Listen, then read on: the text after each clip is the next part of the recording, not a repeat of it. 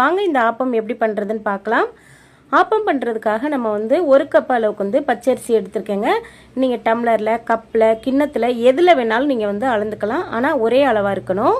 இப்போது 1 கப் அளவுக்கு வந்து பச்சரிசி எடுத்திருக்கேன். எடுத்து வச்சுருந்த பச்சரிசியை கிண்ணத்தில் சேர்த்துட்டு அதே கப்பால் 1 கப் அளவுக்கு வந்து புழுங்கல் அரிசி எடுத்துக்கலாம். புழுங்கல் அரிசியில் இட்லி அரிசி எடுத்துக்கோங்க, நல்லாயிருக்கும் பஞ்சு பஞ்சாக. இப்போ புழுங்கல் அரிசியை எடுத்துகிட்டு நம்ம வந்து அந்த பச்சரிசி கூடவே சேர்த்துக்கலாங்க. பச்சரிசி சேர்த்துட்டு இதில் வந்து நம்ம எந்த உலக்கால நம்ம வந்து புழுங்கல் அரிசி பச்சரிசி அளந்து எடுத்தோமோ அதே உலக்கால 1/4 உலக்கு அளவுக்கு வந்து உளுந்தம்பருப்பு எடுத்தால் போதும். இதுக்கு பார்த்தீங்கன்னா 2 டேபிள் ஸ்பூன்லேருந்து 3 டேபிள் ஸ்பூன் அளவுக்கு வந்து உளுந்தம்பருப்பு போதுங்க. ரொம்ப வந்து உளுந்தம்பருப்பு சேர்த்துட வேண்டாம். இப்போ உளுந்து சேர்த்துட்டு 1 டீஸ்பூன் அளவுக்கு வந்து வெந்தயம் சேர்த்துக்கோங்க. வெந்தயம் சேர்த்துட்டு நல்லா 3 முறை நல்லா கழுவிடுங்க. நல்லா தேய்ச்சி நல்லா கழுவிடுங்க. அரிசியை நல்லா இந்த மாதிரி நல்லா கை வச்சு நல்லா பிசைஞ்சு விட்டு கழுவுனீங்கன்னா நம்மளுடைய ஆப்பம் வந்து நல்லா தும்பு பூவாட்டம் இருக்குங்க. இப்போ நம்ம கழுவி எடுத்ததுக்கப்புறம் இதை வந்து தண்ணியை வேஸ்ட் பண்ணாமல் செடியில் ஊற்றிடுங்க. செடியில் ஊற்றுனதுக்கப்புறம் பார்த்தீங்கன்னா தண்ணியை வடிச்சிட்டு இந்த மாதிரி நல்லா அரிசி வந்து நல்லா பளிச்சுன்னு இருக்கணும். இதை வந்து ஊற வச்சுக்கலாம்.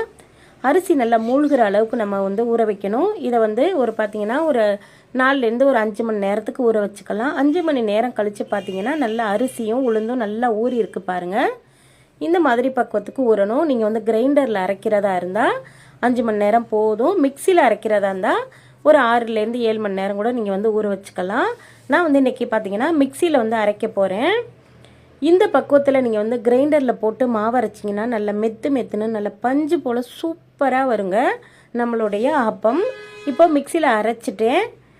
மிக்சியில் அரைச்சி இந்த மாதிரி நல்லா வெண்ணெய் மாதிரி அரைக்கணும். அரைச்சிட்டு இதை வந்து ஒரு பெரிய ஒரு பாத்திரத்துக்கு மாற்றிக்கலாங்க.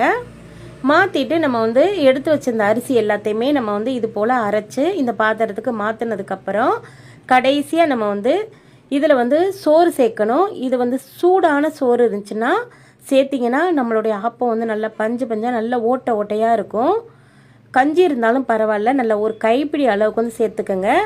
அதாவது 1 டம்ளர் அரிசிக்கு நீங்கள் வந்து ஒரு கைப்பிடி அளவுக்கு தான் நம்ம வந்து சோறு எடுக்கணும். அதிகமாக வந்து சோறு போட்டுற வேண்டாம். ஒரு கைப்பிடி சோறை வந்து நம்ம லாஸ்ட்டாக அரைச்சிட்டு இதில் வந்து சேர்த்துக்கலாங்க. இப்போ நல்லா வலிச்சு விட்டு சேர்த்துட்டு இதில் வந்து கொஞ்சமாக வந்து உப்பு சேர்த்துக்கலாம். உப்பு சேர்த்துட்டு நல்லா கை வச்சு இந்த மாதிரி நல்லா அடித்து நல்லா மிக்ஸ் பண்ணி விடுங்க. ஒரு 3 நிமிஷம் போல் நல்லா இந்த மாதிரி கை வச்சு நல்லா பிசைஞ்சு விட்டிங்கன்னா நல்லா புளிச்சு பொங்கி வரும். இது போல் நல்லா மிக்ஸ் பண்ணி நல்லா பிசைஞ்சு விட்டு நல்லா அடித்து விடுங்க. இந்த மாதிரி பக்குவத்துக்கு அடித்து விட்டுட்டு கையை நல்லா வலிச்சிட்டு இதை வந்து மூடி போட்டுருங்க. நைட்டு அரைச்சிட்டு நம்ம வந்து காலையில் பார்க்கலாங்க. இப்போது காலையில் பார்த்தீங்கன்னா நமக்கு வந்து சூப்பராக நமக்கு மாவு வந்து நல்லா பொங்கி நல்லா புளிச்சிருக்கு பாருங்கள். ஆப்ப மாவு நமக்கு ரெடி ஆயிடுச்சு பாருங்கள். நல்ல வெண்ணெய் மாதிரி இருக்குது. நல்ல மேலே பார்த்தீங்கன்னா நல்ல ஓட்டையாக நல்ல பபிள்ஸோட சூப்பராக இருக்குங்க மாவு பார்க்கும்போதே. இந்த மாதிரி நல்ல வெண்ணெய் மாதிரி இருக்கணும் மாவு. அந்த அளவுக்கு நீங்கள் வந்து நல்லா நைஸாக அரைச்சிட்டு சேர்த்துக்கோங்க. இதில் வந்து 1 டீஸ்பூன் அளவுக்கு வந்து சீனி சேர்த்துட்டு நல்லா மிக்ஸ் பண்ணி விடுங்க. நம்மளுடைய ஆப்பம் மேலெல்லாம் பார்த்தீங்கன்னா நல்லா முறுமுறுப்பாக இருக்கிறதுக்காக நம்ம வந்து சீனி கட்டாயம் சேர்த்துக்கோங்க. அடுத்ததாக இதில் வந்து 100 மில்லி அளவுக்கு வந்து திக்கான தேங்காய் பால் வந்து சேர்த்துக்கலாம். தண்ணிக்கு பதிலாக தேங்காய் பால் சேர்த்துட்டு நீங்கள் நல்லா மிக்ஸ் பண்ணி விடுங்க. ஆப்பத்தை அப்படியே வெறுவாயிலே எடுத்து சாப்பிட்றலாம், சூப்பராக இருக்கும். தேங்காய் பால் சேர்த்துட்டு நல்லா மிக்ஸ் பண்ணி விடுங்க. மறுபடியும் சொல்கிறேங்க, தண்ணிக்கு பதிலாக தேங்காய் பால் வந்து சேர்த்துட்டு நல்லா மிக்ஸ் பண்ணி விடுங்க. பஞ்சு போல் ஆப்பம் சுடுறதுக்கு ஆப்பம் மாவு ரெடி ஆயிடுச்சுங்க. ஆப்பச்சட்டியை வந்து அடுப்பில் ஆன் பண்ணி வச்சுட்டு அதுக்கப்புறம் நல்லா ஹீட் ஆனதுக்கப்புறம் 1.5 குழிக்கரண்டி அளவுக்கு வந்து மாவு ஊற்றிக்கலாம். உங்களுக்கு வந்து ஆப்பம் நல்லா மெத்துன்னு பஞ்சு போல் வரணும்னா 2 குழிக்கரண்டி அளவுக்கு சேர்த்துக்கோங்க. ஆப்பச்சட்டியில் வந்து மாவை சேர்த்ததுமே இந்த மாதிரி எப்படி நல்லா சுற்றி விடுங்க.